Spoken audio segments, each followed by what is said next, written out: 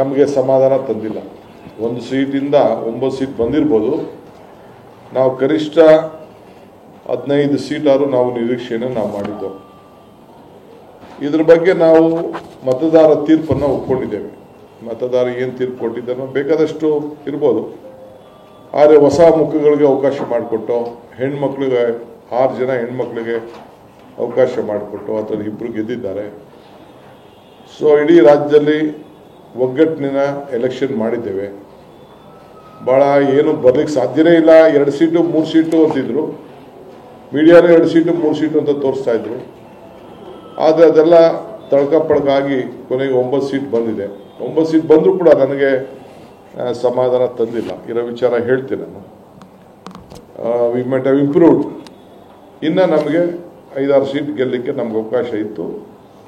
So ಅದಕ್ಕೆ ನಾವೆಲ್ಲಿ ತಪ್ಪಿದ್ದೇವೆ, ಯಾಕೆ ಜನ ನಮ್ಮನ್ನು ಕೈ ಹಿಡಿದಿಲ್ಲ, ಕಾರಣ ಏನು, ಇಲ್ಲಿ ಯಾವ ಮೋದಿ ವೇವ್ ಕಾಣಲಿಲ್ಲ, ನಮ್ಮ ಪ್ರೋಗ್ರಾಮ್ಸ್ ಎಲ್ಲ ಭಾಳ ಇಂಪ್ಲಿಮೆಂಟ್ ಮಾಡಿದ್ದು. ಆಮೇಲೆ ಇಡೀ ರಾಜ್ಯದಲ್ಲಿ ಭಾಳ ಒಗ್ಗಟ್ಟಿನ ಪ್ರದರ್ಶನ ಇತ್ತು. ನಮ್ಮ ಪಾರ್ಟಿಲಿ BJP ಥರ ಭಿನ್ನಾಭಿಪ್ರಾಯಗಳು ಇರಲಿಲ್ಲ.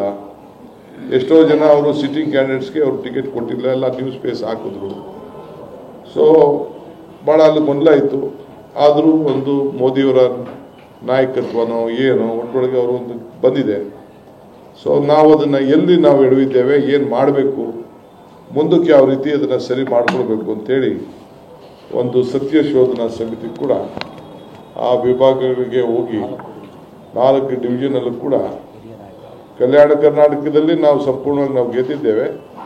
ಬಟ್ ಬೇರೆ ಕಡೆ ಎಲ್ಲ ಕೂಡ ಹೋಗಿ ಒಂದು ಪರಿಶೀಲನೆ ಮಾಡಿಕೊಂಡು ಬರುವಂಥ ಒಂದು ವ್ಯವಸ್ಥೆ ಆಗಬೇಕು ಅಂತ ಒಂದು ಕಮಿಟಿ ರಚನೆ ಮಾಡಿ ಅವ್ರನ್ನ ನಾವು ಕಳಿಸ್ಕೊಡ್ತೇವೆ. ಸೀನಿಯರ್ಸ್ ಮೆಂಬರ್ಸ್ನ ಕಳಿಸ್ಕೊಟ್ಟು ಯಾವ ಥರದ ಗೊಂದಲನೂ ಇಲ್ಲದೆ, ಯಾವ ಕಾನ್ಸ್ಟಿಟ್ಯೂನ್ಸಿಗಳಲ್ಲಿ ಜಾಸ್ತಿ ಬಂದಿದೆ, ಯಾವ ಕಾನ್ಸ್ಟಿಟ್ಯೂನ್ಸಿ ಕಡಿಮೆ ಬಂದಿದೆ, ಏಂತಕ್ಕಾಯಿತು,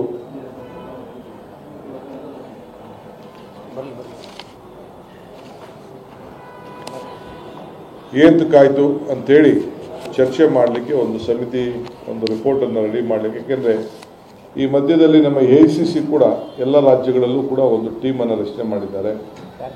ಫ್ಯಾಕ್ಟ್ ಫೈಂಡಿಂಗ್ ಕಮಿಟಿ ಕೂಡ ರಚನೆ ಮಾಡಿದ್ದಾರೆ. ಆ ಟೀಮು ಇಲ್ಲಿಗೆ ಬರ್ತಾ ಇದೆ. ಅವರು ಎಲ್ಲ ಕಡೆ ಪ್ರವಾಸ ಮಾಡಲಿಕ್ಕೆ ಭಾಳ ಕಷ್ಟ ಆಗ್ತದೆ.